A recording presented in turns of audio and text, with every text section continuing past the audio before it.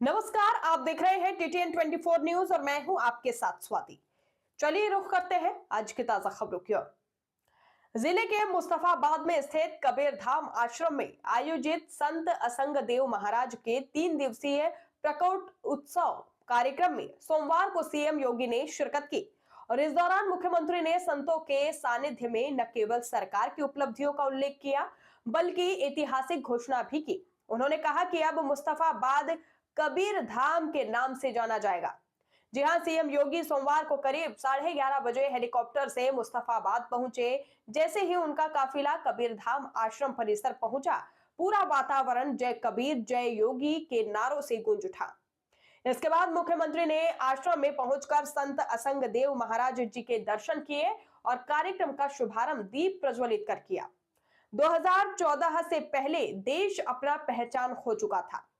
जी हां, कार्यक्रम में आए लोगों को संबोधित करते हुए मुख्यमंत्री जी ने कहा कि देश की पहचान खो चुकी थी, लेकिन 2014 में नरेंद्र मोदी जी के प्रधानमंत्री बनने के बाद भारत ने न केवल अपनी पहचान वापस पाई बल्कि वैश्विक स्तर पर नई ऊंचाइयां हासिल की।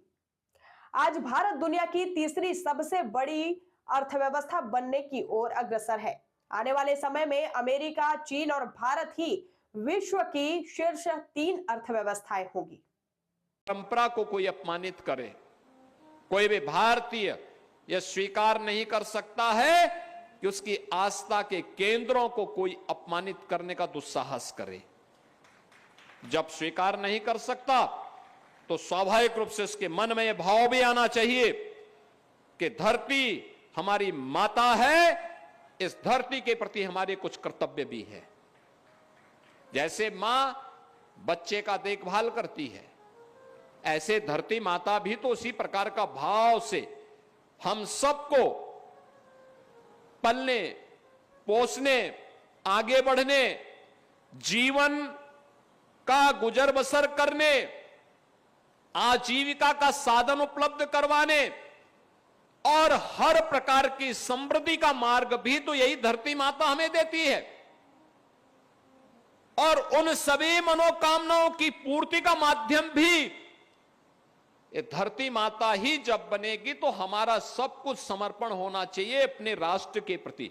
जिन कारणों से राष्ट्र की एकता और अखंडता कमजोर होती हो, जिन कारणों से हमारा देश कमजोर होता हो, उन कारणों से अपने आप को दूरी करना, उन कमियों को दूर करना, उन कमियों को समय रहते हुए समाधान निकाल देना अगर हम करते हैं तो जिस देश की आजादी के लिए हजारों नौजवानों ने अपना बलिदान दिया, जिस देश की सुरक्षा के लिए आज भी हमारे लाखों सैनिक सीमाओं की सुरक्षा के लिए दिन रात की परवाह के बगैर, सर्दी गर्मी बरसात की परवाह के बगैर भारत की सीमाओं पर डटे हुए हैं, सम और विषम परिस्थितियों का सामना करते हुए भी जहां पर टेम्परेचर -40 डिग्री तक नीचे गिर जाता है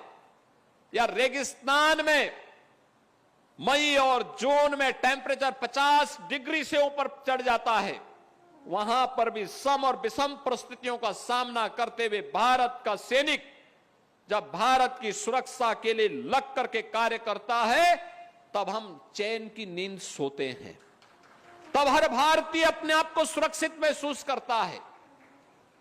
और ये लंबे समय से लगातार ये चला आ रहा है।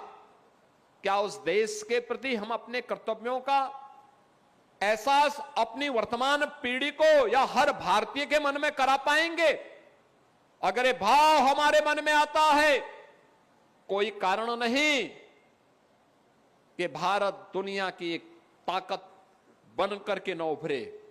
और पिछले 11 वर्षों में आपने भाव देखा होगा, लगातार 2014 के पहले जिस देश के बारे में लोगों के मन में प्रश्न खड़े होते थे, क्या होगा भारत का, दुनिया की दूसरी सबसे बड़ी आबादी का देश कहां जा रहा है, व्यापक भ्रष्टाचार 2014 के पहले, पहचान का संकट, आम जन को शासन की सुविधाओं से वंचित करने का कुत्सित प्रयास, आस्था पर होने वाले प्रहार, लगातार भ्रष्टाचार और बेईमानी के नित नए कीर्तिमान स्थापित हो रहे थे।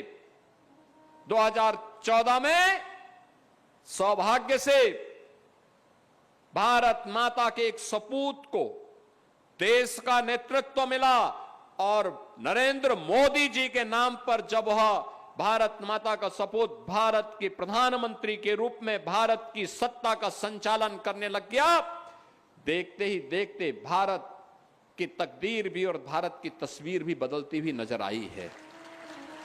आज आप देखते होंगे भारत के बारे में अब कोई प्रश्न खड़ा नहीं करता है। भारत के सामने पहचान का संकट नहीं है। भारत आज दुनिया की चौथी बड़ी अर्थव्यवस्था बन गया है और अगले कुछ महीनों के अंदर भारत दुनिया की तीसरी बड़ी अर्थव्यवस्था बनने जा रहा है। यानी भारत से बड़ा इसके बाद केवल दो देश रहेंगे अर्थव्यवस्था में, एक अमेरिका, दूसरा चीन। बाकी सब पिछड़ते जा रहे हैं, भारत से पीछे होते जा रहे हैं। भारत में आज आप देखते होंगे लखीमपुर खीरी की सड़कों का जो कनेक्टिविटी है 2014 के पहले क्या हालत थी। आने जाने में दिक्कत थी, कोई पहुंच नहीं सकता था। गांव-गांव में सड़कों का अभाव था, बिजली नहीं थी। आजादी के 70 वर्षों तक भी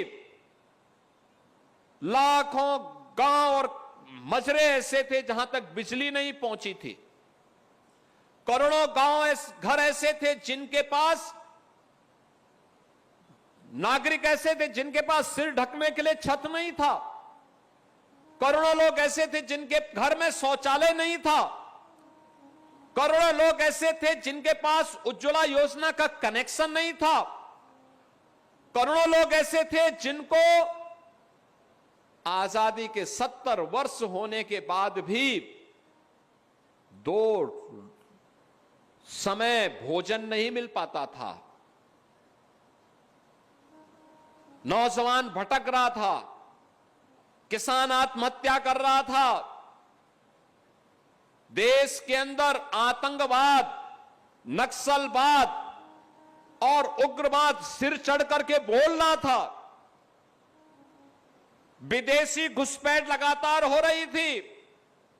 भारत की सीमाओं पे भारत के दुश्मन लगातार भारत को चुनौती देते थे।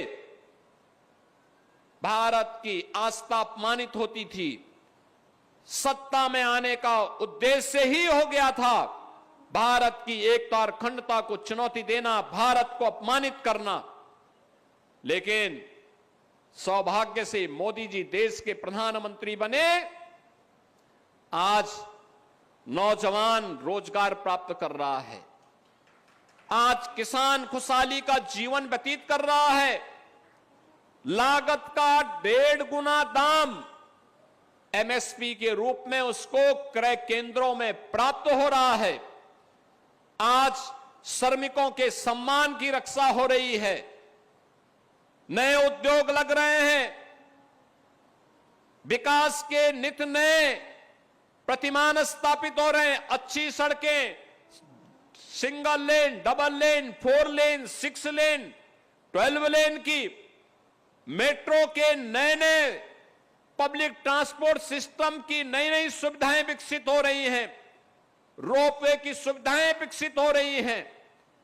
लोगों को प्राकृतिक आपदा से बचाने के लिए नए प्रयास हो रहे हैं।